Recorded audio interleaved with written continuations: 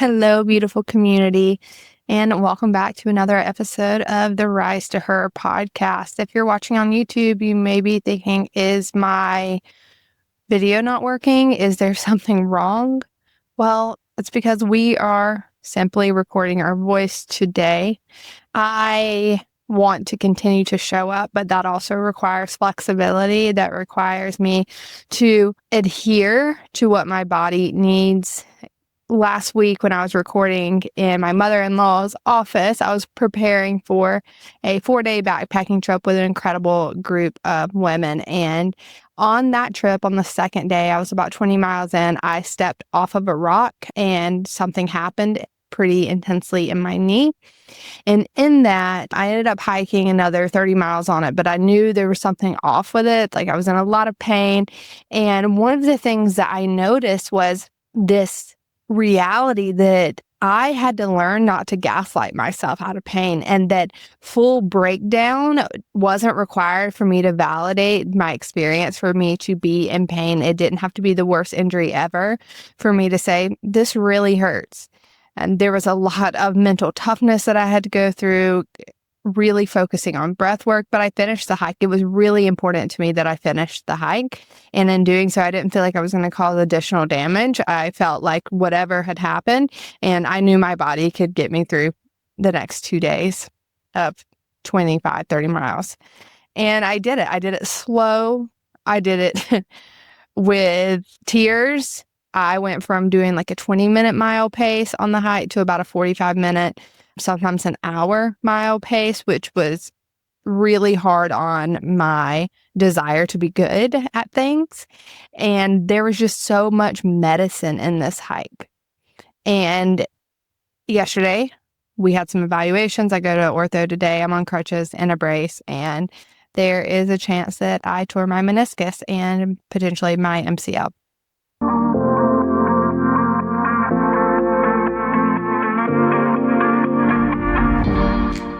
Regardless of what all that is, I want to remind you that you can trust your body and that you can make choices for yourself. While some people would say, why did you do that? Why did you continue hiking? It was really important for me. Something that I can honor and have been honoring is the ability to hold both the pain and the desire to keep moving, right?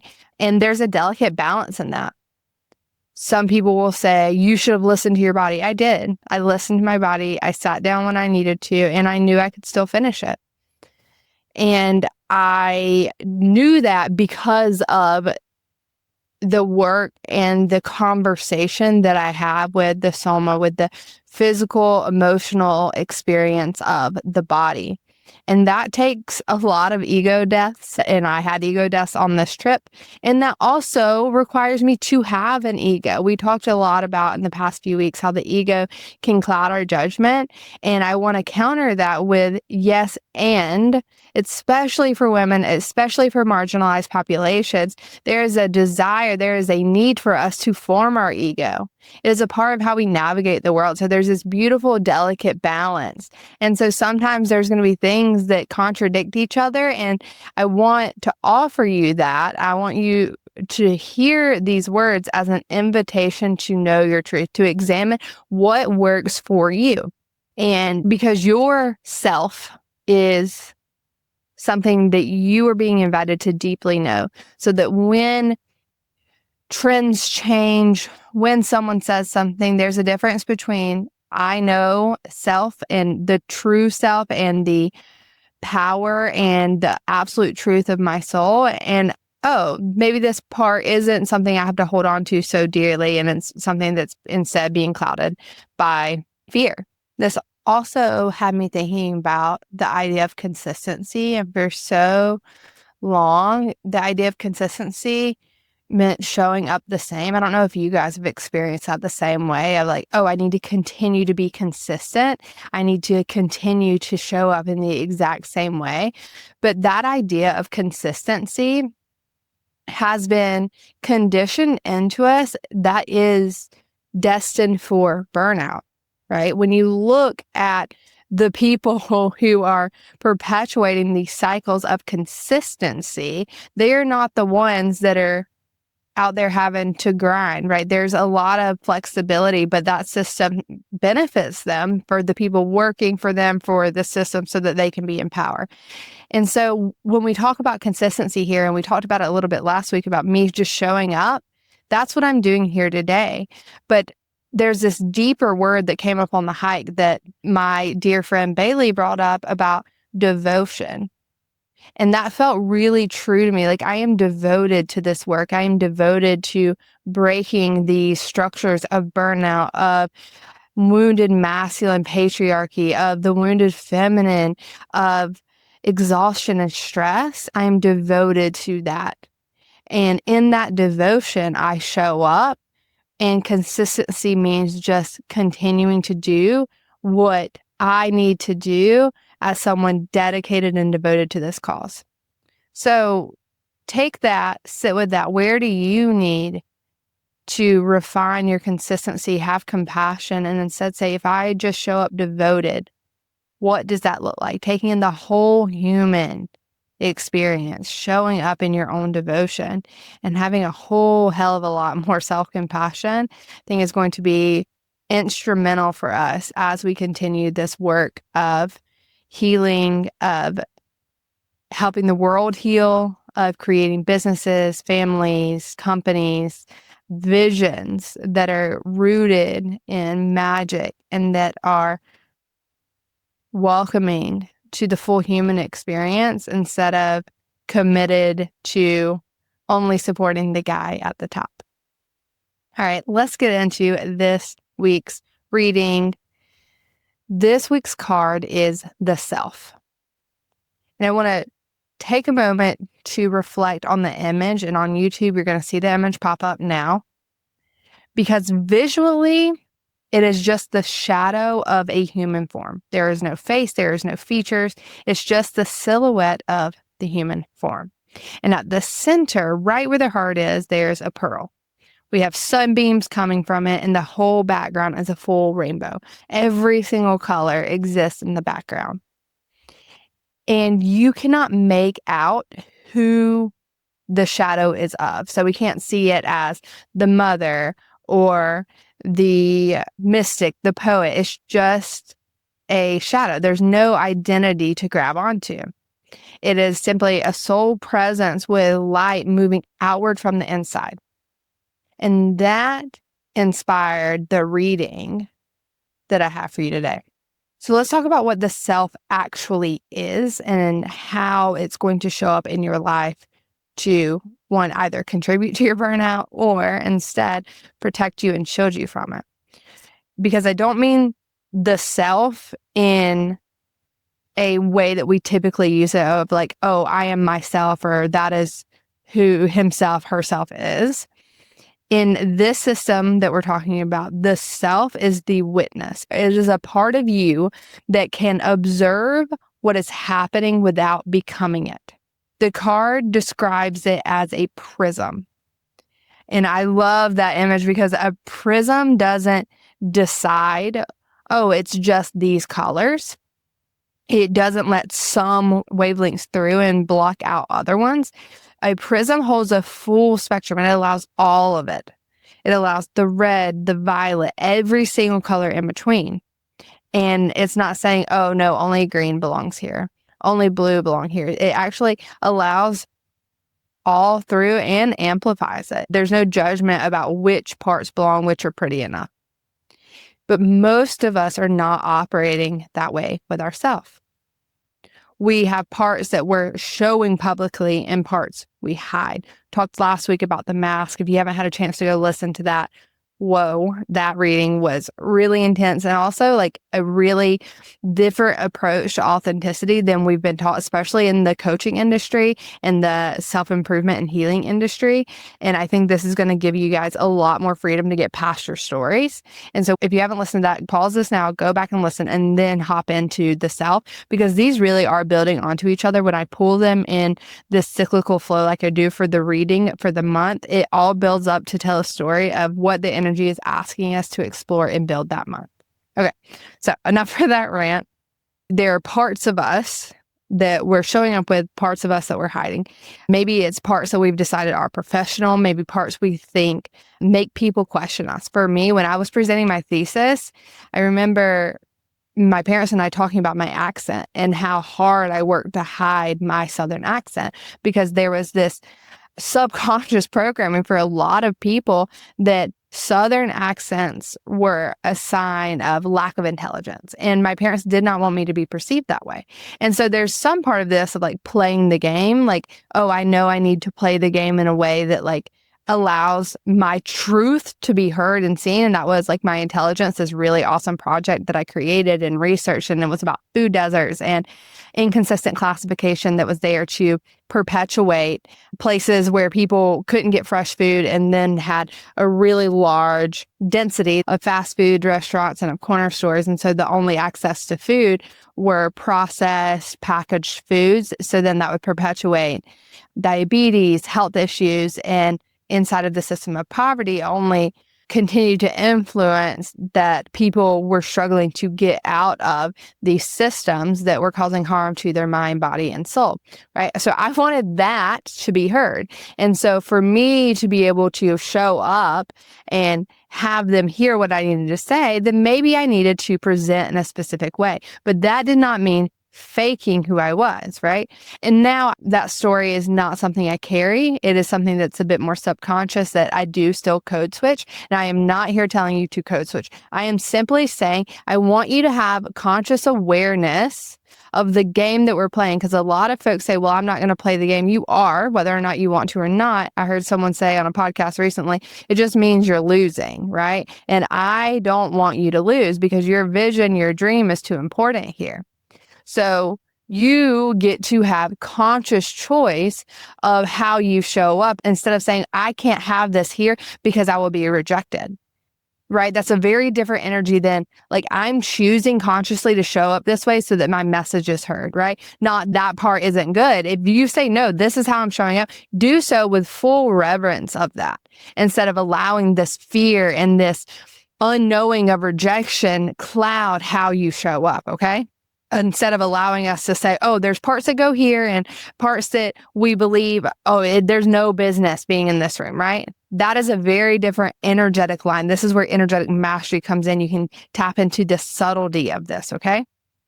And we manage this so constantly and so automatically that a lot of us don't even see that it's happening, but we start to feel this vague exhaustion, like we're spending a lot of energy on something that we're not sure that we're aware of, but like we feel tired and we feel like we're not showing up like we need to be. And we feel like we're not fully embodying our power and our presence. And that is because we have been silently and unconsciously, which is key here, saying no to parts, because all parts belong. I just want you to be able to consciously choose how you are showing up, because right now, a lot of it is fear of rejection. And that is where the burnout is starting. It's not with this task list or with this effort that you have to put into the projects. That is what we are seeing. Those are the symptoms above the iceberg. But underneath it, there's these huge energy leaks, especially as leaders, creatives, entrepreneurs, people with a vision of a more well world, that we need to plug up before we can ever get to the task list, our workload, right?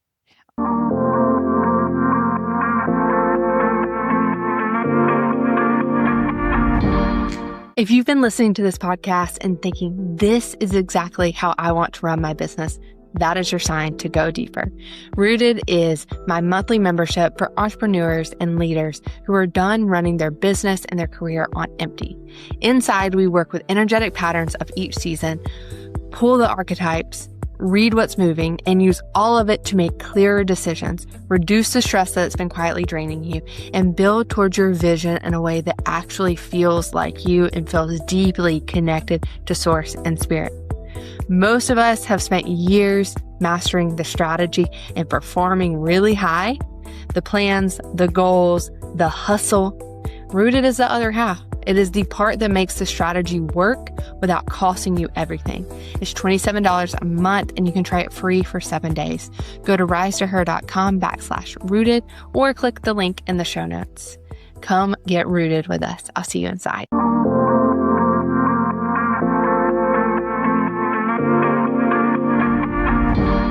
underneath the surface, if there's so much shit going on, we're never going to be able to get to the top because we're just constantly leaking from the bottom. Because we're leaking because we're editing parts of ourselves out of our own freaking life.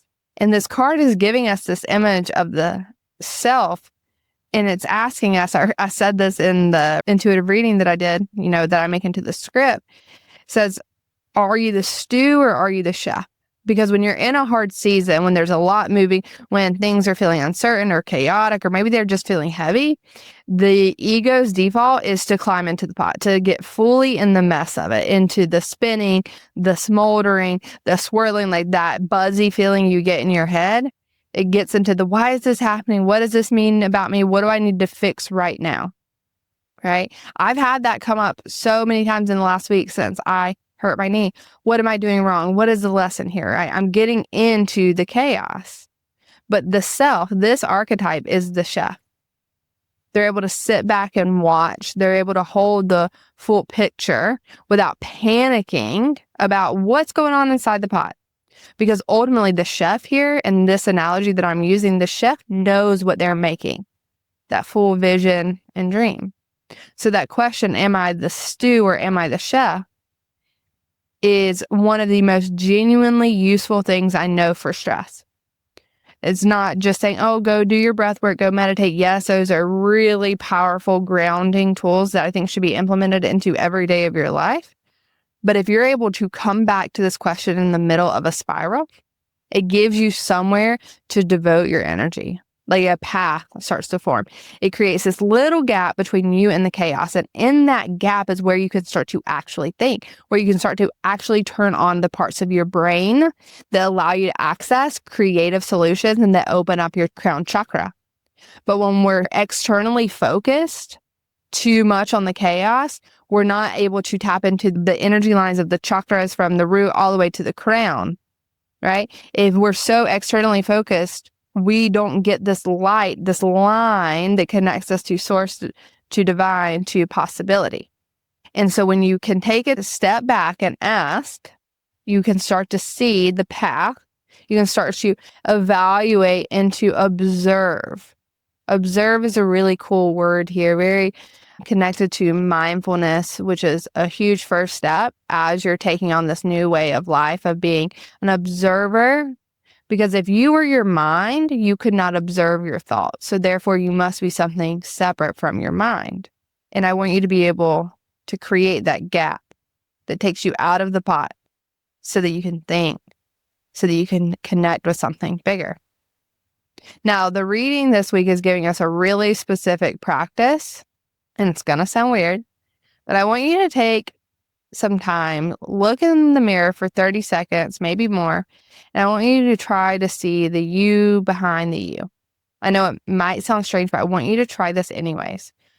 Because when we look in the mirror, especially those of us who are women or femme identifying, who are perceived as something to like admire in the world, we typically look in the mirror for something to assess. Maybe we're looking at how tired our eyes are, or what our face looks like, what our lines look like, maybe a scar on your face. Evidence of how the week's been for us. You're looking through your ego, which almost always has an agenda. But the you behind the you is the awareness that was there before any of that. Before you had a reputation to manage, or a brand that you needed to maintain, or expectations to either meet or disappoint. That's the you that this card is pointing to. And after you do that, after you sit with that mirror, with that self behind the self, I want to ask you this. Where are you rejecting your desires right now? Where are you lying to yourself about what you actually want? Either pretending to want the things that you don't, or pretending you don't want the things you clearly do, because that split is expensive and it's taking a lot of energy to maintain. There's this deep conditioning in us about hedonism and how we should not give in to our desires and the cravings. And I think that's a very costly mistake. There's something really magical and deep about our desires, our cravings. And I'm not speaking about this in ways of addiction. I'm speaking about this as a path that points you towards the life that like your soul was craving. And when we are consistently talked out of that, when we're consistently told or praised for being the martyr or the person that is selfless, that removes the ego completely and then therefore removes the self totally, the soul self, we lose the life. I want you to sit with that question because your energy is so critical to what you're building. And when you can observe the self behind the self, you can start to see the desires, the path, the cravings that you've had. I know this reading is a bit more broad, more out there, more spiritual and deep, but I'm confident that you can receive this, sit with it, listen to it again, the self behind the self, the possibility of more. Where are you rejecting your ability to step in more? Whereas expansion becomes something that's been belonging to other people, to other versions of you that maybe they have to figure it out more. What would you need to believe right now to take the next step? For those of you that are building something, maybe a business, a creative practice, a career that fits you, fits your soul, fits something bigger, this archetype is a direct correction to the way most high performers are relating to their work. Because when we're burned out, we usually have outsourced our sense of self to our results. That something good external means that we're okay. The metrics are going sideways and suddenly we start to like question everything about ourselves. But the pearl in the center of this card is radiating outwards. And that is not because, oh, I need something externally to activate it, but because that is the nature of the pearl. Your clarity about what you're building and why it lives in that place, that part of you that is not contingent on performance. The part that the wounded ego can't access. It has a very clear sense of the next move. It is living in the center and then directs you outward instead of the other way around, right? Where it's external and pointing in. It just wants you to get quiet, ask the questions, make space. That's why creating these rituals that I teach inside of Rooted, why we sit in these full moon circles, why we have these practices of meditation, of movement, of magic, are so important to those of us building and creating, because when we can get quiet, we can access the self within the self. So this week, when you feel yourself getting pulled into this cauldron, I want you to try that one question that I left you with: stew or chef? And I'm not saying that you need to detach from what is hard, but I want you to remember that you can observe it without being consumed by it. Because the rainbow is always in the background of that card, even when you can't see your own face. It's always there. You just have to take some time to come back to it. Sit in the trust of that beauty. All right, I'll see you here next week. Thanks for being here. Bye. Thank you so much for being here, for listening, reflecting, and rising into more of who you really are.